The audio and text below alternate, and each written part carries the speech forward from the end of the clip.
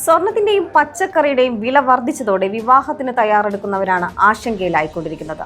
ഇവരുടെ ആശങ്ക കൂട്ടിക്കൊണ്ട് ഇപ്പോൾ മുല്ലപ്പൂവിന്റെ വിലയും വർദ്ധിച്ചുകൊണ്ടിരിക്കുകയാണ്. റെക്കോർഡ് വർധനമാണ് കേരളത്തിൽ മുല്ലപ്പൂവിനുള്ളത്.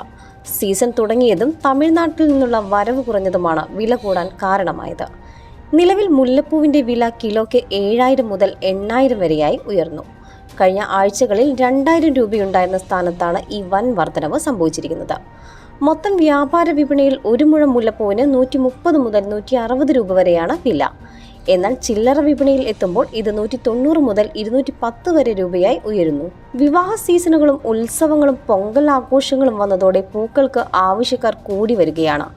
തമിഴ്നാട്ടിൽ അനുഭവപ്പെടുന്ന കടുത്ത തണുപ്പ് കാരണമാണ് മുല്ലപ്പൂ ഉൽപാദനത്തിൽ 40 മുതൽ 50% വരെ കുറവുണ്ടായത്. ഇത് കേരളത്തിലേക്കുള്ള പൂക്കളുടെ വരവിനെ ബാധിച്ചു.